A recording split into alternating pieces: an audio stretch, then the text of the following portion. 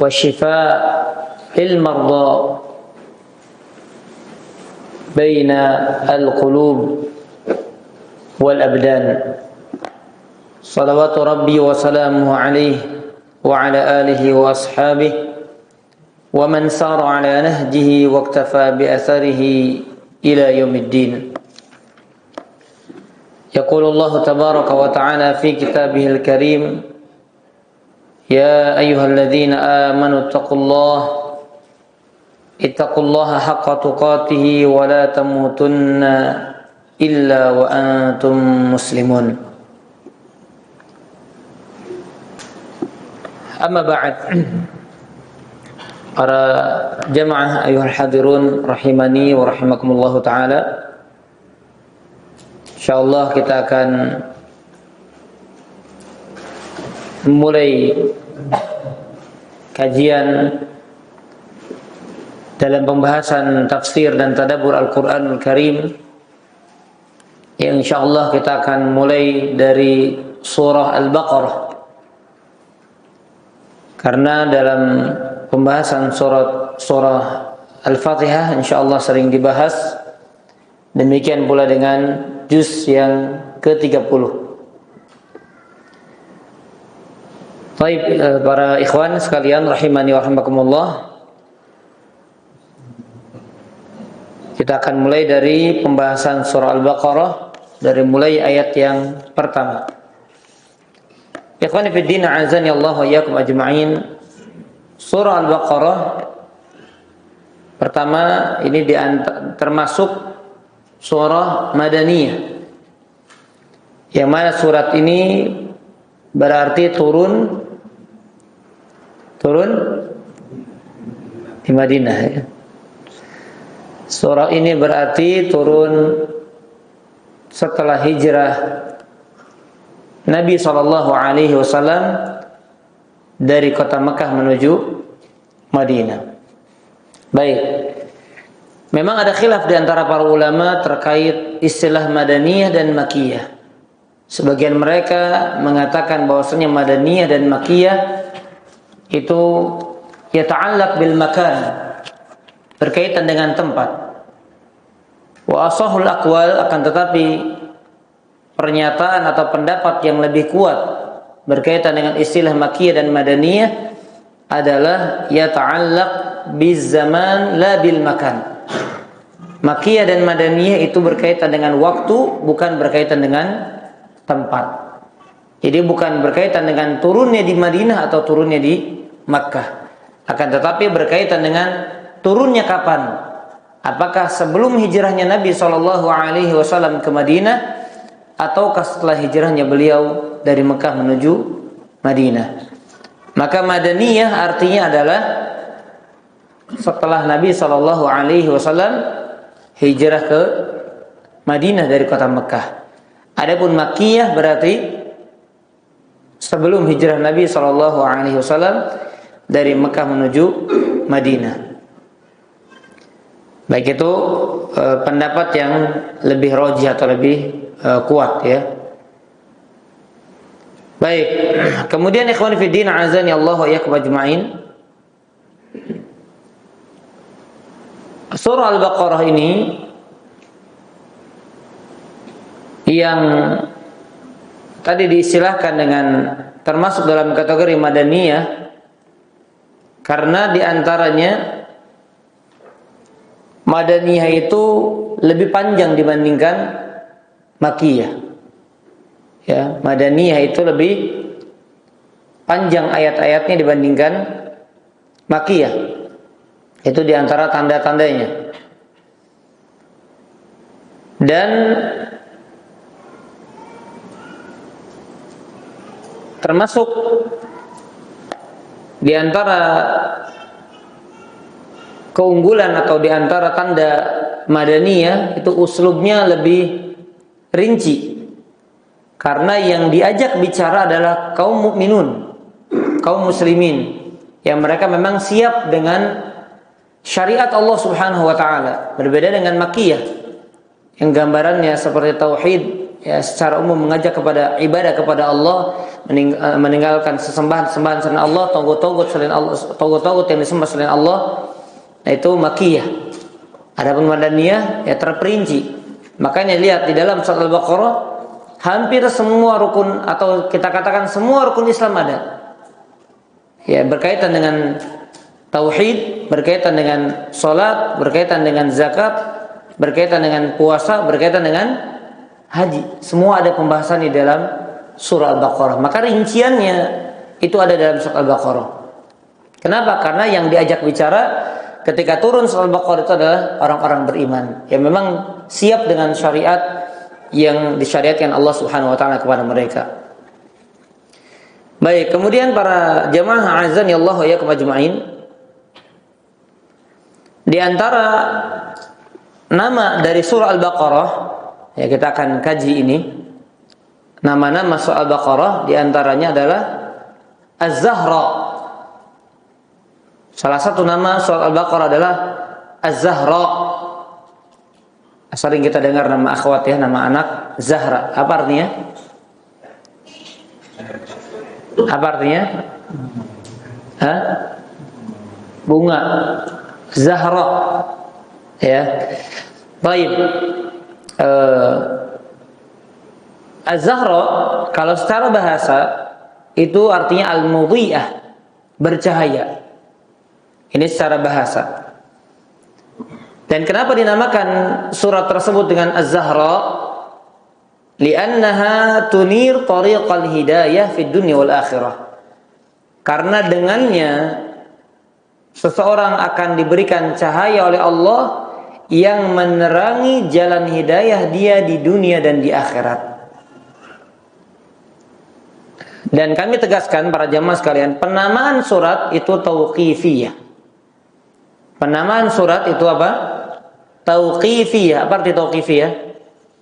Tidak boleh seseorang menamakan surat sesuai dengan seleranya, nggak bisa.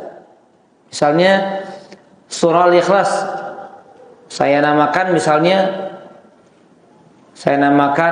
surat Lam Yalid. Kalau kita kan seringnya bilang apa? Qulhu gitu ya. Itu ada penamaannya ya. Misalnya kita katakan ini surat Qul Huwallahu Ahad, boleh. Tapi hati-hati ya, kalau saya mungkin termasuk saya nggak sepakat ketika mengistilahkan tiga surat itu dengan trikul. Ya karena punya istilah sendiri, al-mu'awwidzatain, al-mu'awwidzat dan lain sebagainya. Karena penamaan surat sekali lagi sifatnya apa? Tauqifiyah, tawakuf. Nggak boleh seorang menamakan kecuali ada dalil, kemudian kita menyatakan itu sesuai dengan dalilnya. Ya, trikul, nanti one kul, tukul. Jadi tukul jadinya. Sering dengar begitu kan ya? Nah, anak nggak sepakat ya. Kalau ada dalil yang menyatakan akan bolehnya silakan sampaikan. Nanti saya rujuk akan ketidaksepakatan anak. Ya kalau ada dalil yang membolehkan itu. Tapi secara umum karena kaidahnya tasmiyatus surah atau tasmiyatus suwar tauqifiyah. Penamaan surat-surat itu adalah tauqifiyah. Ada dalilnya maka dinamakan dengan itu. Baik. Maka nanti akan kami sampaikan dalil-dalil yang berkenaan dengan penamaan-penamaan ini. Nah, di antaranya surah Al-Baqarah tadi dinamakan Az-Zahra, yang artinya secara bahasa apa? Terang. Ya, kenapa? Sebabnya karena Al-Baqarah ini bagi siapa yang membacanya, bagi siapa yang mentadaburinya, dan bagi siapa yang mengamalkan kandungan ayat-ayatnya, maka dia akan diberikan penerangan untuk berjalan di atas jalan hidayah baik di dunia maupun di akhirat. Baik, kemudian yang berikutnya dinamakan Al-Baqarah, itu pun ada sebabnya. Nah, kita yang paling kita kenal dari surat ini ya Al-Baqarah saja mungkin. Nama Az-Zahra mungkin baru pertama kali kita mendengar seumur hidup. Sebagian kita. Dinamakan Al-Baqarah kenapa? Karena di dalamnya ada apa? Ada kisah Al-Baqarah tentang sapi ya, dari kisah yang dihadapi oleh Nabi siapa? Nabi Musa alaihi salam. Dan di sini nanti kita akan kaji, di antaranya adalah akbaru ibrah, ada pelajaran besar yang akan diambil oleh setiap muslim dari kisah Al-Baqarah tersebut. Baik, kemudian nama lain daripada Al-Baqarah adalah As-Sinam. As-Sinam. Pernah dengar hadis tentang pokok segala urusan dalam Islam, tiangnya adalah apa dalam Islam itu? Salat. Dan puncaknya adalah puncaknya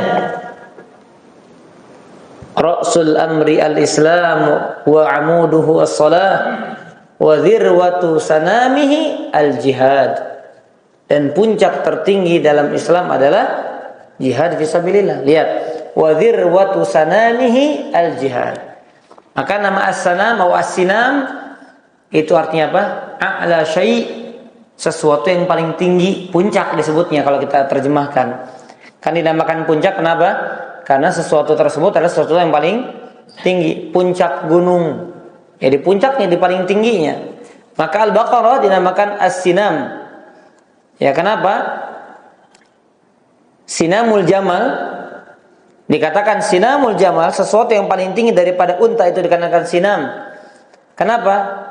Karena Al-Baqarah aktsaru surah warada fiha tafsilul manhaj ar-rabbani. Karena Al-Baqarah ini adalah surah yang paling banyak di dalamnya terperinci metode-metode dalam Islam.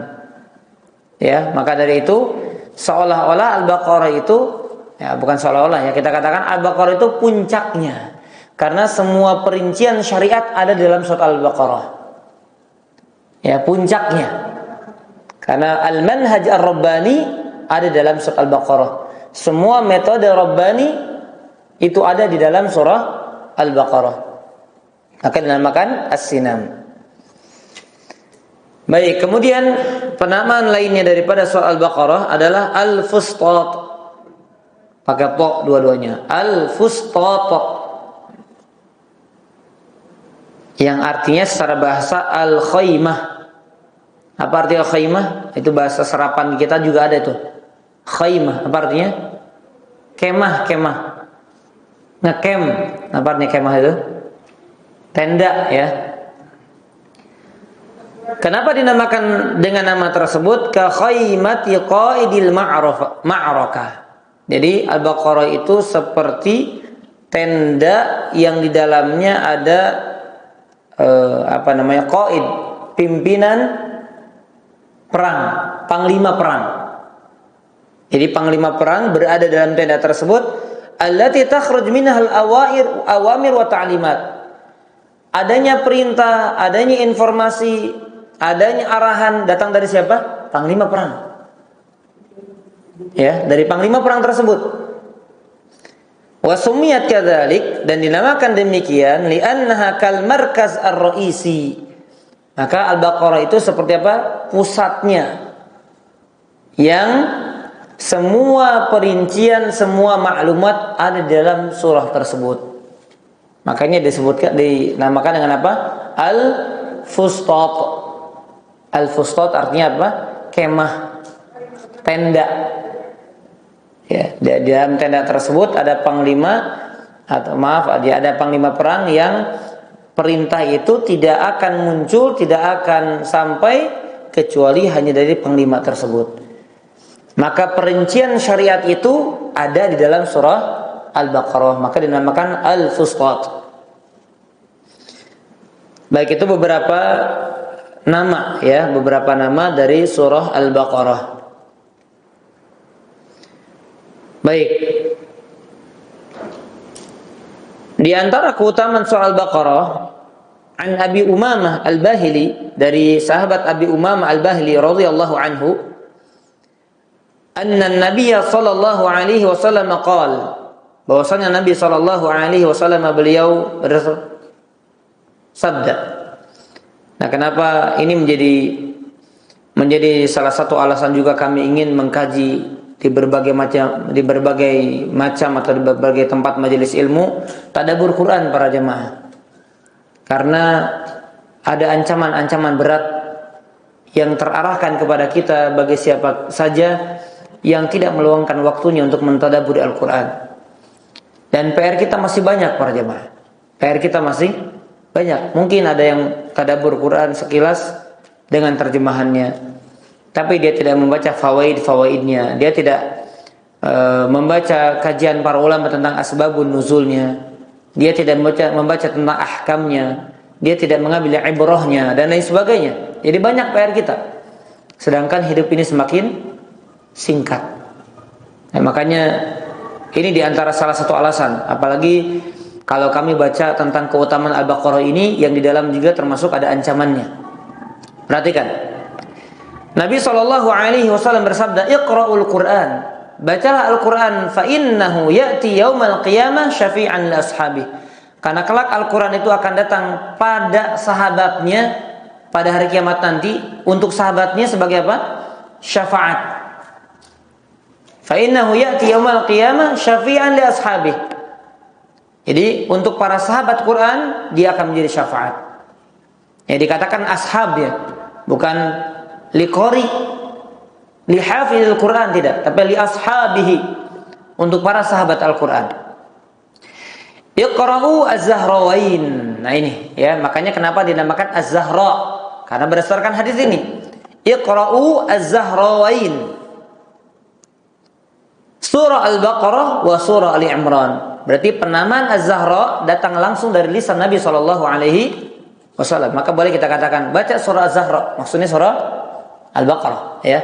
Iqra'u az-Zahrawain. Kata Nabi SAW, bacalah az-Zahrawain, dua cahaya, yaitu surah Al-Baqarah wa surah Ali Imran, yaitu surah Al-Baqarah dan surah Ali Imran. Fa innahuma, karena sesungguhnya keduanya, ta'tiyani yaumal qiyamah, keduanya datang pada hari kiamat, ka'annahuma ghamamatan au ghayayatan, jadi seperti dua awan ya, au firqan min tayrin, atau seperti dua kelompok burung. Jadi kalau burung-burung itu kan suka berkelompok ya. Jadi seolah-olah seperti dua kelompok burung. Sawaf tuhajani an sahibihima, yang siap melindungi untuk sahibihima, untuk setiap yang membaca, mentadaburi dan mengamalkan kandungan Al-Baqarah dan Al-Imran. Ini keutamaannya ya. Berikutnya datang ancamannya. Iqra'u surat Al-Baqarah. Ini kekhususan untuk surat Al-Baqarah. Bacalah surat Al-Baqarah. Fa inna akhdaha barakah. Karena barang siapa yang mengambilnya, membaca, mentadaburi dan mengamalkannya, maka akan mendatangkan keberkahan baginya. Wa tarkuha hasratan. Dan barang siapa yang meninggalkan Al-Baqarah, maka akan mendatangkan kerugian, terutama nanti di akhirat. Ini ancaman dari Nabi. Fa inna wa tarkaha hasrah. Siapa yang meninggalkan Al-Baqarah, dia enggak sempat baca, yang baca enggak sempat mentadaburinya, yang mentadaburi yang enggak sempat mengamalkannya, fa inna hasrah, dia akan menjadi penyesalan di hari kiamat. Wala tastati'uha al-batalah. Dan orang yang membaca Al-Baqarah ini tidak akan dikalahkan oleh para penyihir. Ya, tidak akan dikalahkan oleh para penyihir. Makanya dinamakan al-batalah. Kenapa? Sihir itu akan batal bagi orang yang menguasai Al-Baqarah. Baik, saya hilang ininya, apa namanya, buku. Coba semoga masih ada ya.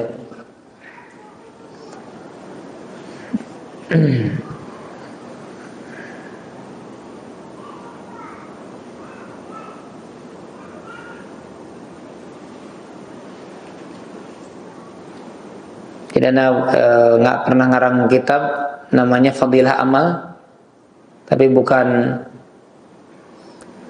apa namanya, bukan punya jamaah tabligh, bukan ya.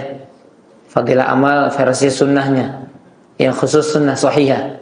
Anak buat itu biar orang terkecoh ya. Oh ini punya, dibaca ya. Tapi anak juga sudah hadiahkan ke teman yang memang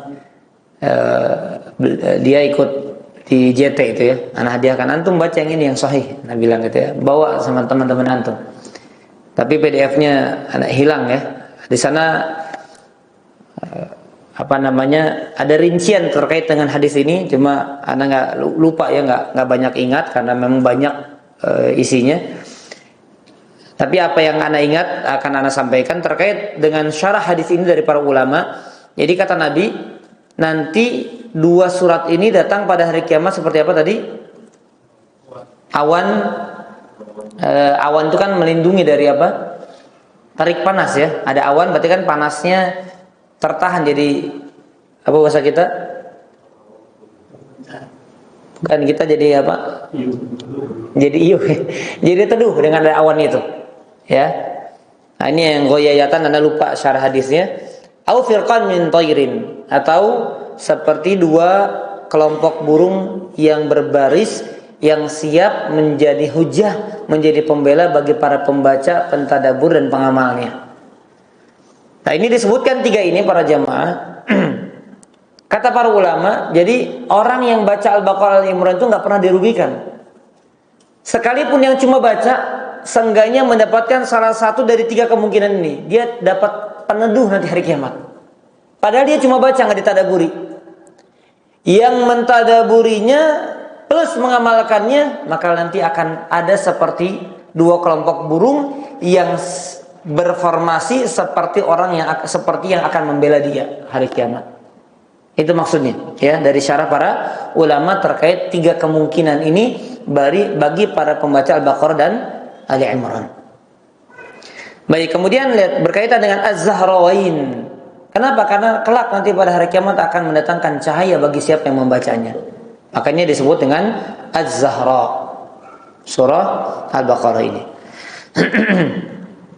Baik, ini keutamaan secara umum dari surah Al-Baqarah. Adapun keutamaan khusus yang ada di dalam surah Al-Baqarah itu salah satunya ayat kursi. Karena dia bagian daripada surat Al-Baqarah, tapi dia punya keutamaan khusus. Apa keutamaannya? Ayat kursi, apa keutamaan ayat kursi? Afdalu ayat fil Quran. Ayat kursi itu adalah ayat yang paling afdal, yang paling utama dalam Al-Quran. Kalau bicara surat Al-Fatihah, tapi kalau bicara ayat, maka ayat yang paling agung yang ada dalam Al-Quran adalah ayat kursi. Ya. Kemudian di antara keutamaan ayat kursi adalah man qara'aha dubura kulli salatin maktubah, siapa yang membacanya setiap selesai salat wajib, maka apa? Lam yamna'hu min dukhulil jannah illa al-maut. Tidak ada yang bisa mencegah dia masuk ke dalam surga kecuali apa? Kematian. Jadi nggak ada yang menghalangi dia ke dalam surga kecuali mati. Jadi tinggal mati masuk surga, nah gitu. Dan itu kalau kita baca setiap hari 5 kali, subhanallah, jaminan surga dia pegang. Biidznillah ta'ala. Maka siapa saja yang membaca ayat ini, istisyar, tumbuhkan perasaan dalam hatinya kalau ada jaminan surga dari Allah kalau dia mati setelah membaca itu. Itu dihadirkan ketika kita mengetahui akan keutamaan amalan tertentu, itu dihadirkan. Kenapa saya baca ini? Karena ada jaminan surga. Kenapa saya baca ini? Karena ada jaminan syafaat. Kenapa saya baca ini? Karena dilipatkan ganda pahala. Demikian. Maka hati itu akan hadir. Hati itu akan hadir dalam beramal. Ya, tidak lisan mengucap, tapi hati ghaib, entah kemana. Ya, entah ke kanan, ke kiri, ke atas, ke bawah, kaler, kidul, wetan, dan seterusnya. Baik, kemudian jemaah rahimani wa rahimakumullah. Ini kita masih bicara keutamaan ayat. Selain ayat kursi, ada keutamaan lain yang ada di dalam surat Al-Baqarah, yaitu 2 ayat terakhir. Itu apa? 2 ayat terakhir. Ini keutamaan khususnya. Qala Rasulullah sallallahu alaihi wasallam, man qara'a bil ayataini min akhir suratil Baqarah. Barang siapa yang membaca 2 ayat terakhir dari surah Al-Baqarah fi lailatin, dalam 1 malam, kafatah, maka 2 ayat tersebut sudah cukup. Maka 2 ayat tersebut sudah cukup. Apa maknanya? Ini hadis riwayat Bukhari dari sahabat Ibnu Mas'ud. Al-Imam Ibnu Hajar rahimahullahu taala, beliau menjelaskan maksud dari sabda Rasulullah sallallahu alaihi wasallam kafata, 2 ayat tersebut cukup baginya. Apa maknanya? kafatahu syarral ins wal jin. Maka dua ayat tersebut akan menjaga dia, melindungi dia dari keburukan jin dan manusia. Cukuplah dua ayat tersebut akan menjaga dia dari keburukan jin dan manusia. Kemudian dalam penjelasan beliau yang lain adalah kafatahu qiyamal lail. Dua ayat tersebut kalau dia qadarullah tertidur tidak salat malam, maka dua ayat tersebut sudah mewakili salat malam. Sudah menjadi apa? Wakil bagi qiyamul lailnya. Kafatahu thawaban wajran. Kemudian juga syarah lainnya adalah maka dua ayat tersebut sudah cukup baginya untuk mendulang pahala dan juga balasan dari Allah. Kafatah, ya. Dan ini dibaca kapan? Sebelum tidur, walaupun seringnya lupa dibandingkan ingatnya. Ya. Karena yang paling ingat ya bismika Allahumma amutu ahya aja deh. Blak tidur. Itu pun kalau ingat. Baik.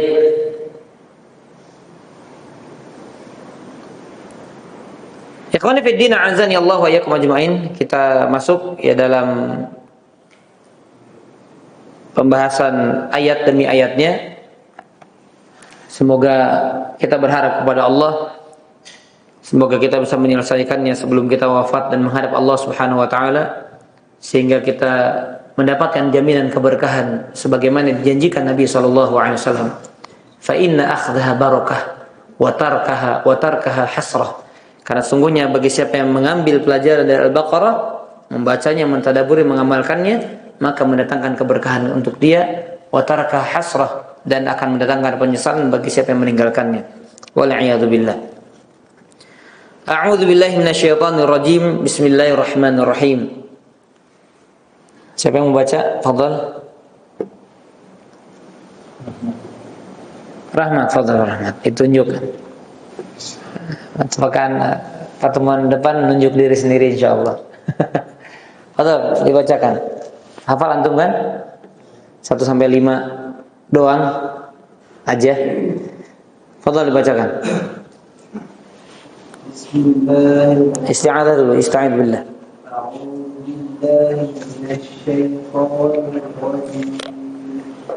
Bismillahirrahmanirrahim.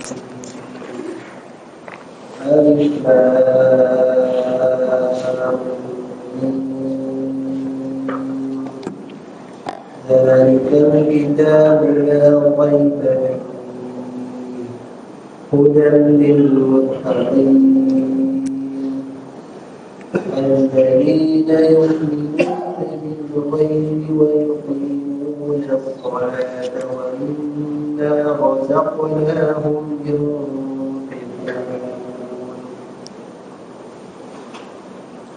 والذين يؤمنون بما أنزل إليك وما أنزل من قبلك وبالآخرة هم يوقنون أولئك على هدى من ربهم وأولئك هم المفلحون. Ya, barakallahu fiik. Jazakallahu khair. Para jamaah sekalian, azani Allah wa iyyakum ajmain, sebagai nasihat penutup untuk muqaddimah membaca dan mentadaburi surah Al-Baqarah kita bersama-sama. Nasihat penutup ya sebagai muqaddimah sebelum kita masuk di dalam surah Al-Baqarah. Kami ingat dengan perkataan Al-Imam Al-Muzani rahimahullahu taala terkait dengan ta'aliknya atau komentarnya ketika membaca kitab Ar-Risalah milik Al-Imam Asy-Syafi'i rahimahullahu taala. Beliau mengatakan, qara'tu kitab Ar-Risalata lil Imam Asy-Syafi'i. Kitab Ar-Risalati lil Imam Asy-Syafi'i 500 marrah. Aku pernah membaca kitab Ar-Risalah milik Imam Syafi'i sebanyak 500 kali. Ma min marrah illa wastafattu faidatan jadidah. Dan tidaklah setiap kali aku membacanya kecuali pasti aku mendapatkan faidah baru. Itu kitab karya siapa? Karya makhluk. Karya makhluk.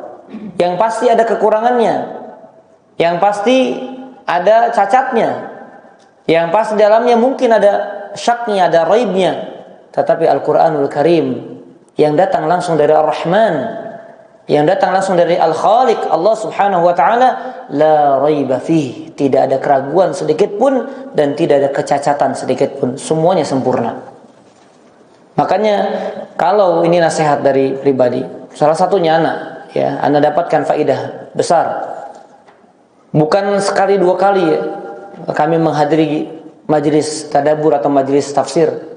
Tapi salah satunya misalnya ketika baik itu melalui radio atau melalui TV, dan ini mungkin masih berjalan, Ustaz Badru hafizahullah taala di Roja itu kan ada ya pada maghrib sampai isya, entah hari apa lupa. Itu runut cuma 2-3 ayat antara maghrib isya. Tapi dapat faidah, pasti dapat faidah. Padahal pernah dengar, pernah baca, bahkan afwan ya, bukan sebagai ujub. Ana baca tafsir Al-Baqarah ini merujukannya bukan satu. Imam Sa'di ana buka, Syekh Utsaimin ana buka, tafsir Ibnu Katsir ana buka, kitab Awwalul Mar'a ana buka. Kadang begitu, cuma 5 ayat tapi 5 sampai 7 8 kitab ana buka. Tapi itu masing-masing kita punya faedah baru gitu. Dengar dari ustaz ini dapat faedah baru, dengar. Itulah Al-Qur'anul Karim. Jadi jangan dengar tafsir tadabbur Al-Baqarah Ustaz fulan. Nanti dari Ustaz fulan, udah pernah di Ustaz fulan. Enggak, jangan begitu. Jangan punya sifat begitu. Apalagi kalau berkaitan dengan apa? Al-Qur'an. Tadi imam sekelas Imam Muzani baca kitab yang sama dari guru yang sama, yang ngarangnya sama, tapi sampai 500 kali punya faidah baru. Apalagi Al-Qur'anul Karim. Yang Allah sudah janjikan itu. Allah sudah janjikan apa? Qul law kanal bahru midadan li kalimati rabbi lanafidal bahr qabla an tanfada kalimatu rabbi walau ji'na bimithlihi madada. Seandainya lautan itu Allah jadikan tinta untuk menulis kalimat-kalimat Allah, itu sudah habis sebelum didatangkan lautan lagi. Sebelum selesai habis itu, belum selesai menulis kalimat-kalimat Allah, didatangkan sudah habis dulu. Walau ji'na bimithlihi madada. Seandainya kami datangkan lautan lagi sebagai tinta, itu enggak akan ada habis-habisnya. Itu Al-Qur'anul Karim. Ya, makanya Al-Qur'anul Karim satu-satunya kitab yang menjadi mukjizat. Satu-satunya kitab yang menjadi apa? Mukjizat. Ini salah satu poin utamanya. Kemudian juga terkait Al-Quranul Karim, selain daripada kita pasti mengambil faidah-faidah, siapapun yang mengkajinya dari kalangan ahlu sunnah wal jamaah, seringkali kita bertanya kepada salah seorang ustadz atau salah seorang ulama, wahai syekh, wahai ustadz, ataupun apapun panggilannya, kira-kira kitab apa yang perlu ana baca agar akidah ana, imannya ana ini kuat? Kira-kira dalam masalah urusan tazkiyatun nufus ini kitab apa rekomendasinya? Begitu ya, sering kan? Betul atau tidak? Karya siapa? Ulamanya siapa? Imam siapa? Tapi kita lupa sumber utama ilmu adalah Al-Quranul Karim. Jadi jangan sampai kita mengutamakan kitab-kitab lain. Ini bukan berarti dalam rangka merendahkan, bukan. Ini perkataan ulama juga saya sampaikan ya, bukan ngarang dari anak pribadi, bukan. Jangan sampai kita beralih kepada kitab-kitab lain tapi tidak mengutamakan kitabullah. Kitabullah itu Allah sandarkan kepada zatnya. Kitabullah, kalamullah, yang tidak mungkin di dalamnya ada kecacatan, kekurangan, ada aib, enggak ada. Antum baca kitab apa mungkin ada ragu, ini salah ini, salah ini, salah ini. Al-Quran enggak boleh ada ragu sedikit pun. Satu huruf pun tidak boleh ragu dalam meyakini Al-Quranul Karim, yang mana semuanya adalah kalamullah. Ya. Mudah-mudahan ini menjadi bekal untuk kita istifadah dari pembahasan tadabbur dan tafsir Al-Quran, yang jangan kita sepelekan. Cuma tafsir, cuma tadabbur Al-Quranul Karim. Baik. A'udzu billahi minasyaitonir rajim. Bismillahirrahmanirrahim. Alif Lam Mim. Baik, apa makna daripada Alif Lam Mim? Apa maknanya? Ternyata ulama ahlu tafsir khilaf berkaitan dengan makna atau berkaitan dengan ayat ini. Ya, saya nggak bicara makna. Berkaitan dengan ayat ini ada khilaf di antara para ulama. Sebagaimana dirangkum oleh Syekh Muhammad bin Shalih Al-Utsaimin rahimahullahu taala, beliau merangkumnya menjadi 4 pendapat. Jadi ada 4 setidaknya kembali kepada 4 pendapat ulama terkait dengan ayat yang pertama. Ya, ayat yang pertama dalam surah Al-Baqarah, Alif Lam Mim. Ini ada khilaf di antara para ulama. Yang pertama, mereka mengatakan bahwasanya ayat ini punya makna. Ayat ini ada maknanya. Nah, yang mengatakan ada maknanya khilaf lagi, menjadi terpecah lagi menjadi beberapa pendapat. Ada yang mengatakan nama Allah. Jadi Alif Lam Mim ini salah satu nama Allah. Ada yang mengatakan Alif Lam Mim ya nama surat. Al-Baqarah salah satu namanya Alif Lam Mim. Yang menjadi salah satu nama surat. Dan lain-lain. Intinya terpecah kepada beberapa pendapat. Artinya pendapat yang pertama ini mereka berpendapat bahwasanya Alif Lam Mim itu punya makna, memiliki makna, tapi maknanya mereka berbeda pendapat lagi. Ini pendapat yang pertama. Yang kedua, mereka mengatakan bahwasanya hiya hurufun hijaiyah. Bahwasanya ayat yang pertama yang ada dalam surah Al-Baqarah ini Alif Lam Mim itu adalah huruf hijaiyah, laisa laha ma'nan itlaqan. Secara mutlak tidak punya makna. Sebentar lagi ya, 2 poin lagi ana sampaikan. Jadi sama sekali nggak punya makna. Ini pendapat yang kedua. Yang ketiga, laha ma'nan Allahu a'lam bihi. Pendapat yang kedua mengatakan bahwasanya iya, ada maknanya. Tapi yang tahu maknanya cuma Allah, Allahu a'lam. Enggak ada yang tahu kecuali siapa? Allah. Kalau tadi kan ada yang tahu dan terpecah. Nama Allah, nama surat dan lain-lain lah. Ada yang mengatakan Alif Lam Mim itu adalah umurnya umat manusia. Ada juga menafsirkan demikian. Dan yang terakhir bahwasanya at-tawaqquf. Ini tawakuf. Apa tawakuf tadi artinya? Kita berdiam diri.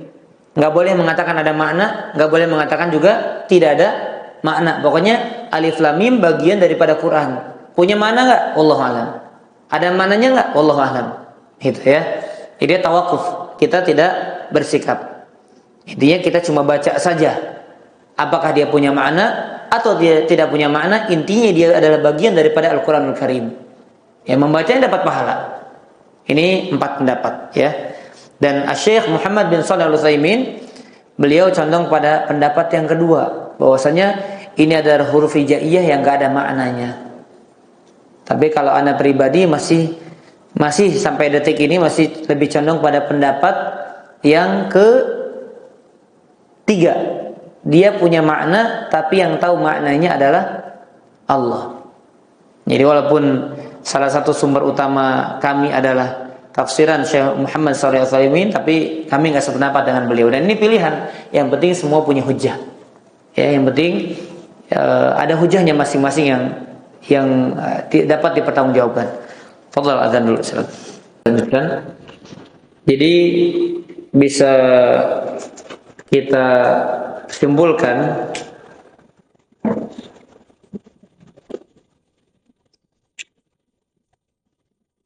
bahwa ayat yang pertama dari Alif Lam Mim itu kembali kepada 4 pendapat. Jadi yang pertama apa? Yang pertama apa? Ya, punya makna, ya, ada makna. Baik maknanya nama Allah, nama surat dan lain sebagainya. Yang kedua, ya kebalikannya berarti ya, tidak ada makna sama sekali secara mutlak. Yang ketiga, ada makna tapi hanya Allah yang tahu. Dan hujah mereka kuat ya. Karena ma min ayatin illa walaha ma'na. Tidak mungkin Allah turunkan ayat nggak ada maknanya, nggak mungkin. Nah, ini hujahnya yang kuat yang masih ana yakini sampai detik ini. Walaupun Syekh Utsaimin ini huruf hijaiyah. Kalau ada maknanya jelaskan mana maknanya. Gitu ya. Dan mereka juga punya hujah. Yang mengatakan tidak punya makna sama sekali punya hujah. Nanti kami sampaikan. Yang keempat, apa tadi? Tawakuf. Ya, tawakuf, berdiam diri. Pokoknya ini bagian daripada ayat kita baca, tapi apakah dia punya makna atau tidak punya makna? Wallahu a'lam. Jadi wallahu a'lamnya beda nih antara wallahu a'lam fulan, wallahu a'lam fulan, wallahu a'lam fulan, gitu ya. Baik. Ikhwan fi din, azani Allah wa iyyakum ajma'in. Intinya yang menyatakan tidak punya makna ataupun yang punya makna, alif lam mim ini di antara hikmah besar yang terkandung di dalam ayat-ayat yang muqatta'ah. Ini namanya apa? Ayat muqatta'ah, karena kita tidak membacanya secara harfiyah. Kita membacanya secara ismun lil harf. Jadi kan kita setiap huruf Arab itu kan ada namanya. Bukan abatasa itu huruf hijaiyahnya, tapi nama dari huruf hijaiyah. Alif. A namanya siapa? Alif. Ba namanya siapa? Al-ba'u. Ta at-ta'u. Fa as-sa'u. Ja apa? Jangan bilang al-ja'u. Ja apa? Huruf ja namanya apa? Subhanallah, balik lagi TK nih. Ja apa namanya? Jim. La haula. Al-jimu. Ha. Al-ha'u. Kha. Al-kha'u. Dal. Jangan bilang ad-da'u, jangan. Itu penyakit ad-da'u itu. Ad-da'u ad-dawa. Da apa da? Dal, ad-dalu. Za, ad-dalu. Itu berarti kan ada namanya. Nah, maka ayat ini dibaca sesuai dengan namanya. Alif, lam, mim. Ya, alif, lam, mim. Alif, lam, mim. Dibacanya demikian. Yang mana mereka para ulama mengatakan bahwasanya ayat ini justru menjelaskan kepada kita tentang mukjizat Al-Quran.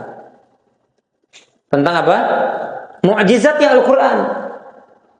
Jadi orang-orang yang fasih, orang-orang yang ahli balaghah, yang kalau bahasa kita apa ya, ahli sastra lah. Orang-orang yang ahli sastra nggak bisa mendatangkan sebagaimana yang telah datang dalam Al-Quran Al-Karim. Walaupun cuma semodel alif lam mim ini, nggak bisa mereka. Saking bagaimana Al-Quran Al-Karim itu memberikan penjelasan kepada kita bahwasanya adalah satu-satunya kitab yang pernah Allah turunkan dari langit dan dia sebagai mukjizat. Apa arti mukjizat? Ini pertanyaannya. Ada itu aja dulu dijawab. Cukup sampai alif lam mim dulu ya. Apa arti dari mukjizat? Apa artinya mukjizat? Subhanallah, kayak orang Jumatan ditanya nggak jawab nih. Lagi Jumatan kayaknya nih nggak jawab.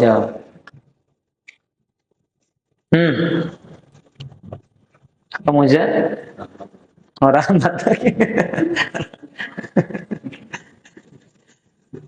Kalau bisa jawab terus nanti di sini ngisi gantian nggak ngisi lagi. Mukjizat. Nabi Musa apa mukjizatnya? Nabi Musa apa mukjizatnya? Salah satu mukjizatnya apa?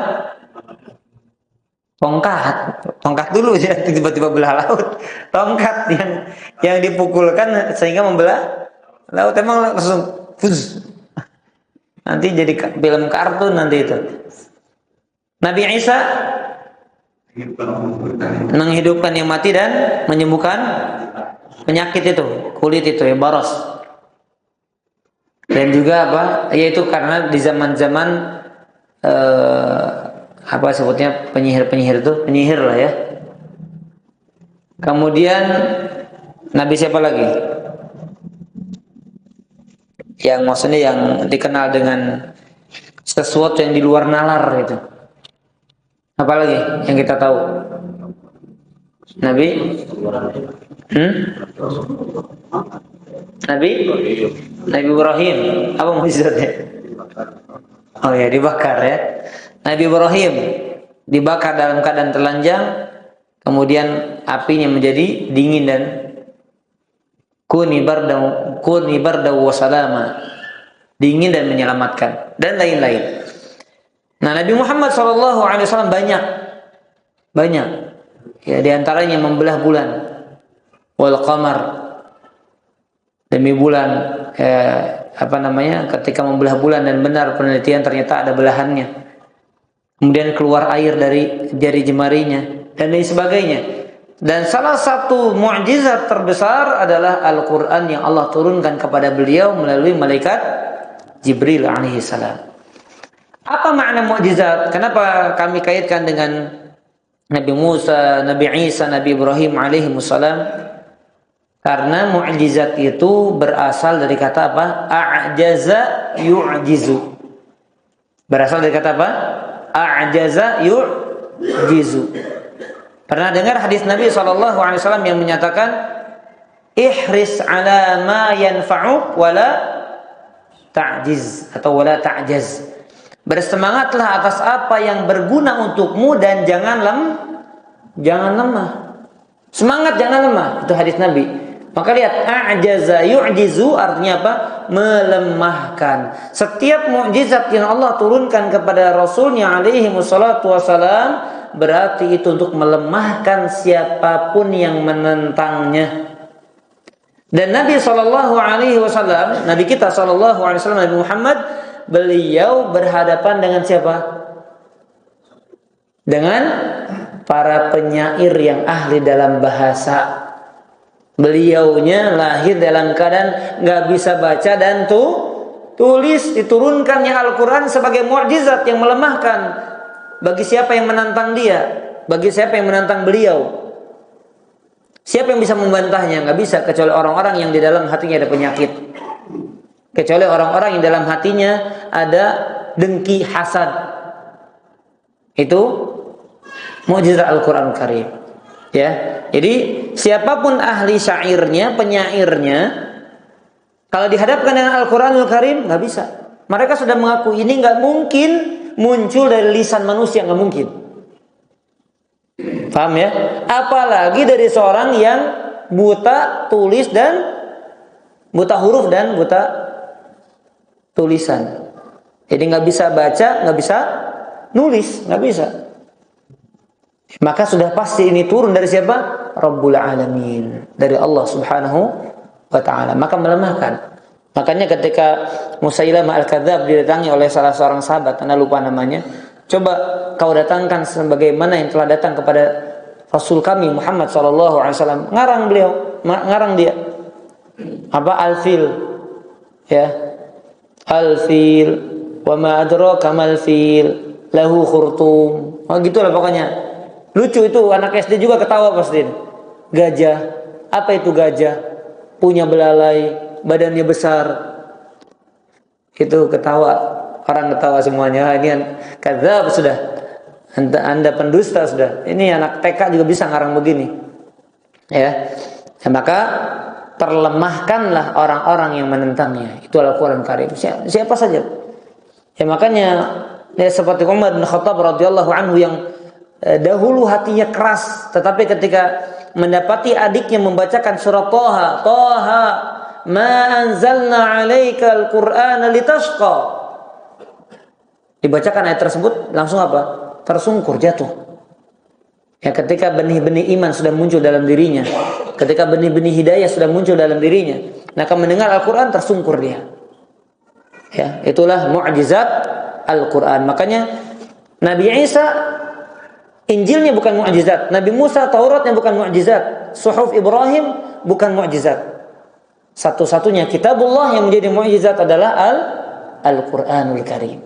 Satu-satunya kitabullah yang menjadi dia sebagai pedoman dan dia pun sebagai mukjizat yang melemahkan orang-orang yang menentangnya hanyalah Al-Qur'anul Karim. Dan kita beruntung kita berada di zaman atau kita menjadi umat Muhammad SAW yang diturunkan pada kita Al-Qur'anul Karim, diutus kepada kita Nabi Muhammad SAW, yang mana semua itu adalah rahmat dari Allah Subhanahu wa taala. Barakallahu fikum.